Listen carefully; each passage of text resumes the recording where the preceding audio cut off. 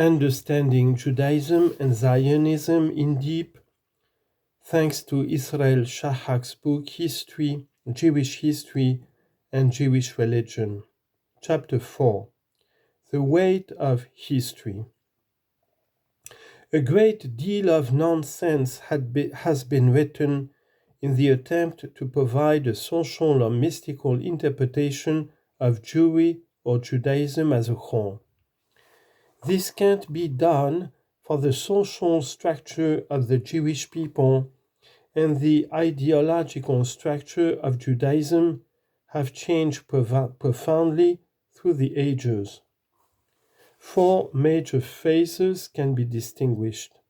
First, the phase of the ancient kingdoms of Israel and Judah until the destruction of the first temple, 587 BC,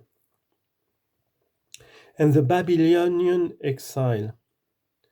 Much of the Old Testament is concerned with this period, although most major books of the Old Testament, including the Pentateuch, as we know it, were actually composed after that date.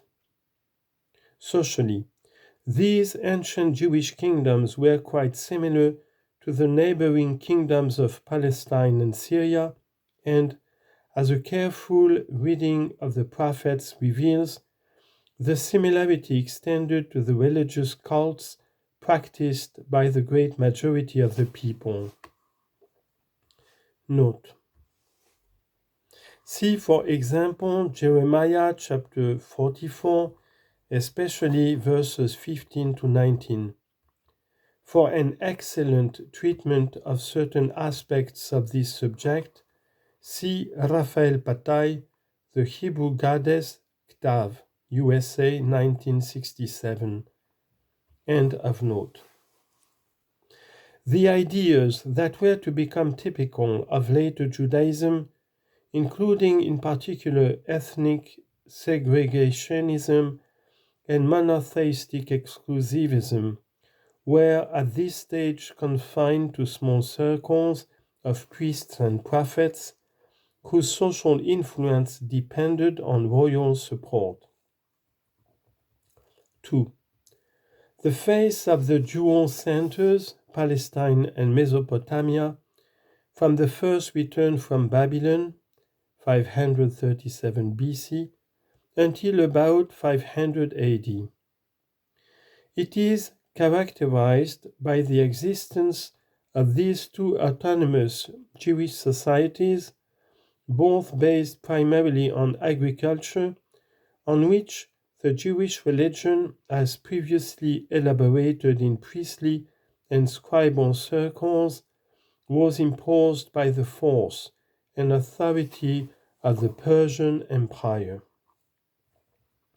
The Old Testament book of Ezra contains an account of the activities of Ezra the priest, already scribe in the law of Moses, who was empowered by King Artaxerxes I of Persia to set magistrates and judges of the Jews of Palestine, so that whosoever will not do the law of thy God and the law of the king, let judgment be executed speedily upon him, whether it be unto death, or to banishment, or to confiscation of goods, or to imprisonment. Note: Ezra chapter 7, verse 25 to 26.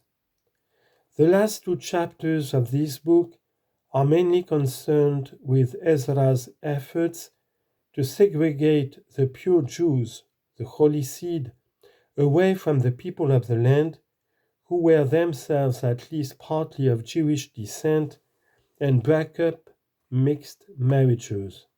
End of note. And in the book of Nehemiah, cup-bearer to King Artaxerxes, who was appointed Persian governor of Judea,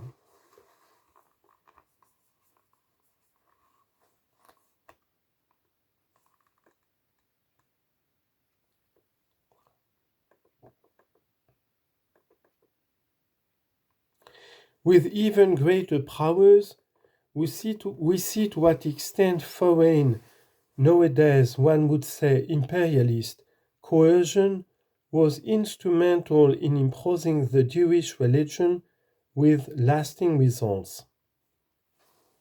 In both centers, Jewish autonomy persisted during most of this period, and deviations from religious orthodoxy were repressed.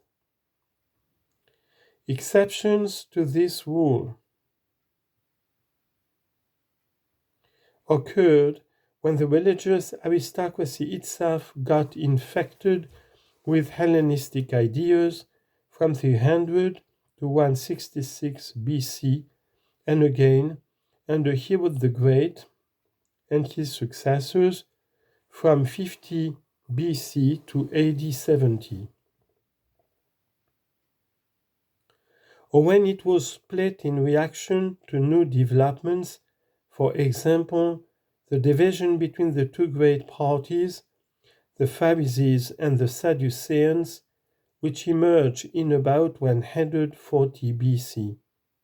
However, the moment any one party triumphed, it used the coercive machinery of the Jewish autonomy, or, for a short period, independence, to impose its own religious views on all the Jews in both centers.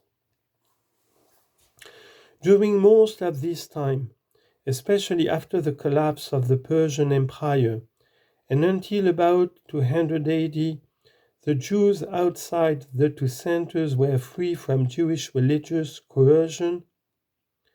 Among the papyri preserved in Elephantine in Upper Egypt, there is a letter dating from 419 BC containing the text of an edict by King Darius II of Persia, which instructs the Jews of Egypt as to the details of the observance of Passover. Note: see W. F. Albright, Recent Discoveries in Bible Lands, Funk and Wagnall, New York, 1955, page 103. End of note. But the Hellenistic kingdoms, the Roman Republic, and early Roman Empire did not bother with such things. The freedom that Hellenistic Jews enjoyed outside Palestine allowed the creation of a Jewish literature written in Greek, which was subsequently rejected in toto by Judaism and whose remains were preserved by Christianity.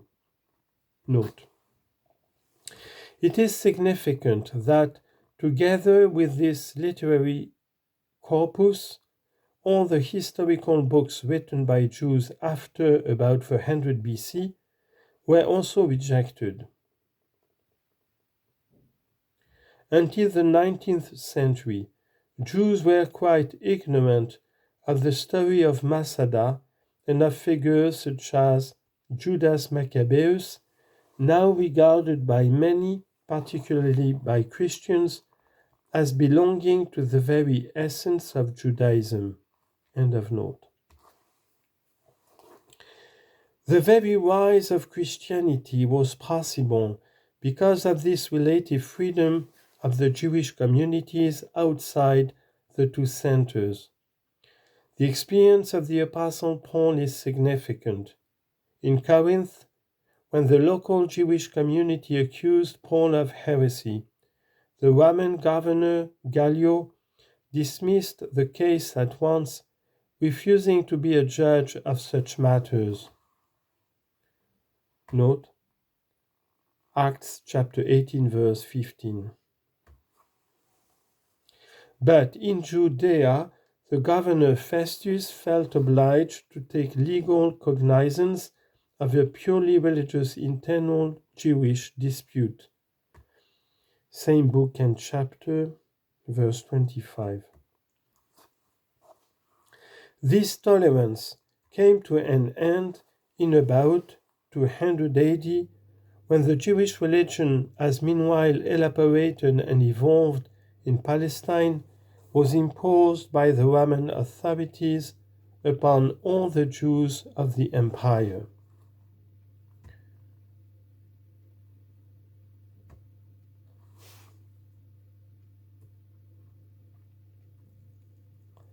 Three, the faith which we have defined as classical Judaism and which will be discussed below. 4. The modern phase characterized by the breakdown of the totalitarian Jewish community and its power, and by attempts to reimpose it, of which Zionism is the most important.